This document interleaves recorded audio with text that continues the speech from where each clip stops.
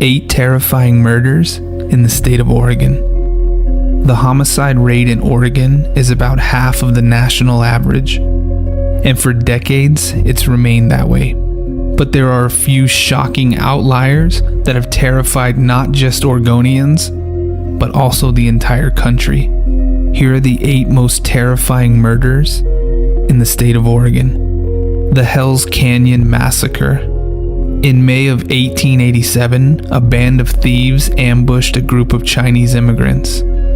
They were gold mining in a remote area of Hell's Canyon, but tragically all 35 miners were shot to death. Their bodies were then hacked apart with axes and tossed into the Snake River. Afterwards, the thieves made off with their gold and equipment.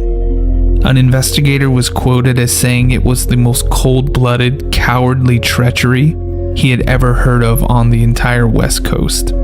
A year later, a grand jury indicted 6 men for the murders, but 3 of them disappeared and were never caught.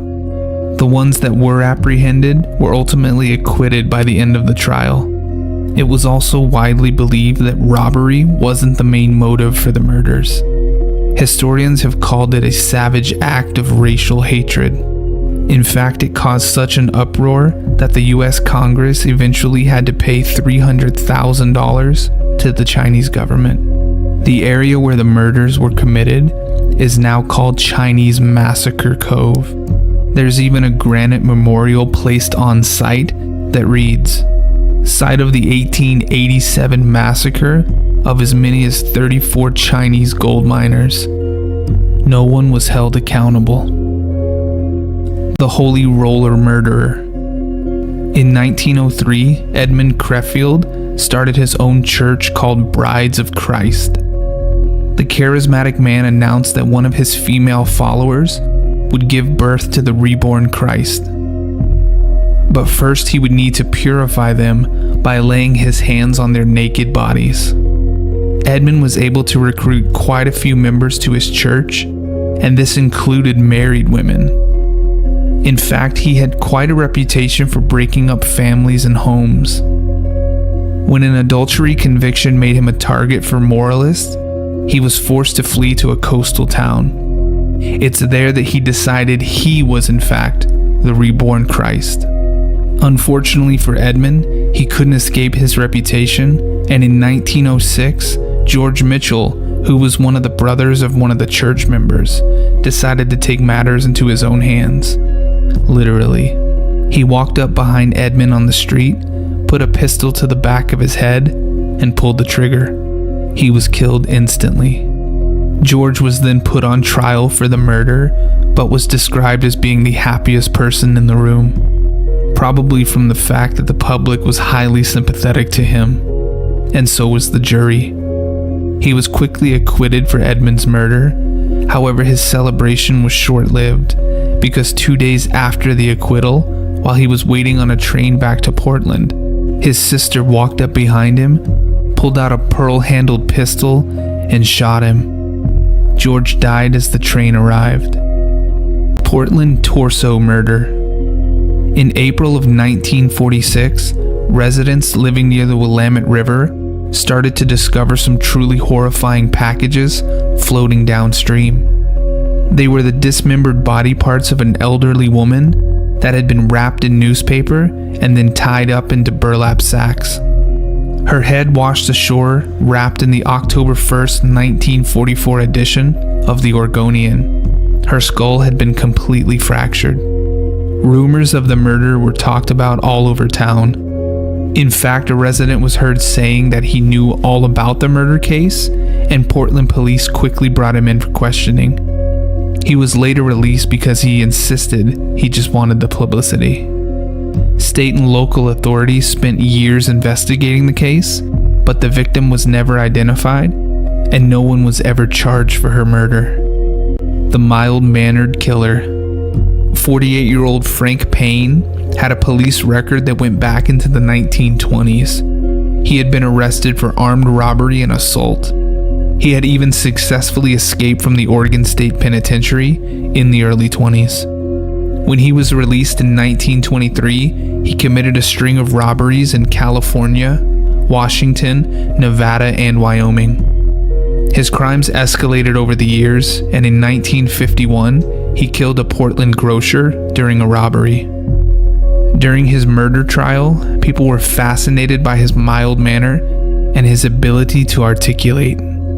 He pled temporary insanity, saying that he had no actual knowledge of killing the man. However, the jury didn't buy it. 2 years later, he spoke to reporters before he was executed and said, "I'll be dead next Friday, and I'll be glad of it. I hope the people of Oregon appreciate it." The Peyton Allen murders. College students Larry Peyton and his girlfriend Beverly Allen were heading to the Lloyd Center around 9 p.m. on November 26, 1960. Tragically, his body was found in his car the next day. He had been stabbed 23 times, and his skull had been completely crushed. There were also bullet holes found in the window of his vehicle. Authorities searched for Beverly, but at the time, all they were able to find was her purse and coat. Months went by, and hundreds of volunteers came out day after day to search for the missing 19-year-old, but search crews were unable to locate her. That was until January of the next year, when a highway crew found her body 30 miles outside of Portland. It was determined that she had been sexually assaulted and then strangled to death. Local authorities became obsessed with solving the young couple's murder. In fact, most of the state was following police efforts to find the killer. Nearly 10 years went by when friends of the couple, Eddie Jorgensen and Robert Brahm, were convicted for the murders. However, Eddie was paroled after 3 years and Robert after only 7. Being paroled after such a relatively short time for a convicted killer, especially in a double homicide, shows that nobody thought they actually did it. It has even been suspected that the infamous Zodiac killer was responsible, though no one but the couple and their killer knows for sure. True story murders. In 2001, Chris Longo and his family left their home in Ohio to move out west. However, when they made it to Oregon, something snapped inside of the 27-year-old's mind. He strangled his wife and their 2-year-old daughter to death and then loaded their bodies into suitcases. He then threw them into a nearby marina. But the madness didn't end there. He also had 2 other young children that he tied to pillowcases filled with rocks.